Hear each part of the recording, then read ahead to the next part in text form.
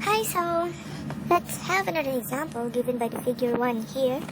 Say we have this beam here going to this direction around 30 degrees from the positive x-axis. Then we have a force here pushing this at the end of this beam here at 45 degree x. Then with the 5 kilonewton force. So the distance or the length of this arm here is just 3 meters. So you can find the moment at point B. Let's find the moment here at point B. So we have, or we can solve the moment at B using different techniques or different solutions. But always remember that the moment is just force times the perpendicular distance, okay? So our first technique here is just, if this is our force here, 45 degree going to this direction, then using your math, 45 degree here, it's just equal to 45 degree there, okay? So if this is 5 kilonewton going to this direction, then the perpendicular distance from this force here is given by this one, okay? We project this and find its 90 degree angle here. Then we need to determine the distance from B up to this point to determine the perpendicular distance or the moment arm given by this force in here. So using your mathematics, that's why it is very important to not just pass the subject from your previous math, but also absorb all the things there, so that in subject like this, we don't need to review again those basic mathematics, okay? So in order for us to determine the distance from B up to that point, then we can now use the triangles, okay? So here we can say that since it is 30, then the angle here from this tip to the x-axis there is just 30 degrees, so they are just equal, okay? So the total angle given by this angle here inside this red triangle is that 30 plus 45, so we have 75 degree the angle here. So this is now the right triangle. So to determine this side D here, we can now use the trigonometry, okay? So we can now use the SOHCAHTOA, which is the what do you call this? The relationship of this side D here is just the opposite of this angle here, and we have the length 3 meter of this beam here. It's just given, or it is also given. So the hypotenuse is given by this length here. We have the opposite angle and the unknown side D, or the moment arm D here. So using the SOHCAHTOA, we have sine theta is equal to the opposite, which is the divided by the hypotenuse, which is the 3 meters. Yeah, 3 meters here. So determining the value of D, you can now use the algebra. Then D is equal to h sine theta. We have 3 meter, yung our h, then sine 75, 30 plus 45 is sine 75. Therefore, the value of our t is just 2.898 meter. Thus, let us say that the moment created going to this direction, counterclockwise, is positive. So force times distance, we have force here, so the effect of our force is going to this direction, so this must be positive. Force 5 times the perpendicular distance, this distance here, letter D here, is just 2.898 meter. So our moment at point B is just 14.5 kilonewton meter. Okay, so let's try another approach. Let's say, since this is our beam here, and we have here our force 5 kilonewton, let's now find the x and y component of this force. So we have x and y component, and also the x and y component of this beam here. So in order for us to determine the perpendicular between these forces and this moment arm. Okay.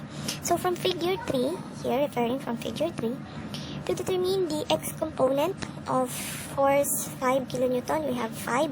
Cosine 45, we have 3.54. So for the y component, going to this direction, we have also 5 sine 45, which is also equivalent to 3.54 kilonewton. Okay, so after determining the value of x and y component, let's now find the length of these sides. So by again making a triangle, let's say this side is A and this side is B, and this is our hypotenuse with 30-degree angle, we can now compute side A and side B using the SOHCAHTOA here. So side A here is 3 cosine 30, 2.59, and side B here is 3 sine 30, okay, 1.5 meter. So after that, we can now redraw and draw another figure. Let's say since this is A is 2.59 here, and they are just equal, okay? A here is also equal to this length for easy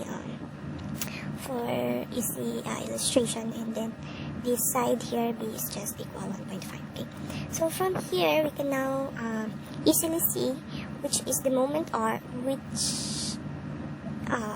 can now easily see the moment arm perpendicular from these forces x and y.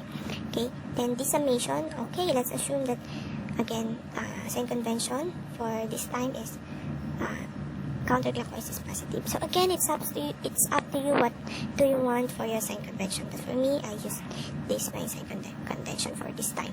Okay, so at this point, this is our B. Let's just assume that this is our B.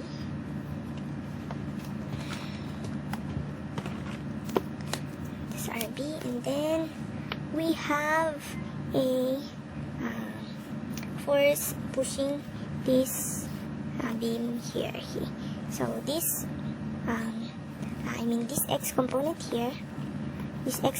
here, and when you push this object, then its tendency is to rotate going to this direction. Therefore, force times the perpendicular 1.5 here is positive. So 3.54 times its perpendicular distance. What its perpendicular distance?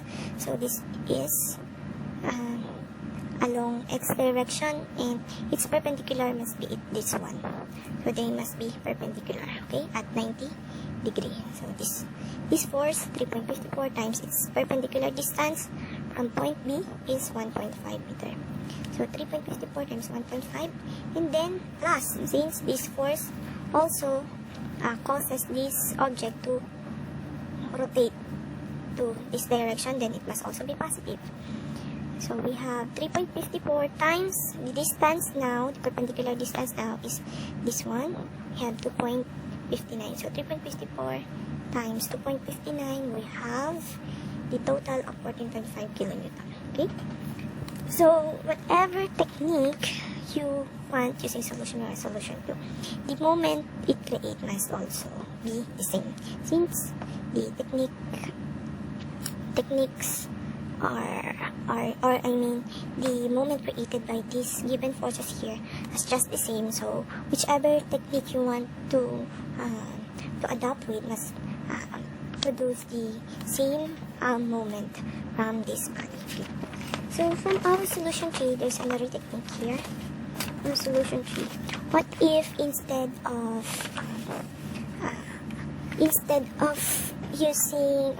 of expressing this 5 kilonewton in terms of x and y axis, parallel to x and y axis, what if we let's use our x and y axis and tilt it to be parallel in this parallel in our beam. Okay, so if we tilt our x axis parallel to our beam, then this is now become our x-axis, and this now become our y-axis. And then after that, let's again now compute the value of fx and fy along the tilted x and y axis. Okay, so using again your knowledge in mathematics, again this is 45, and then if this is 30, then the angle here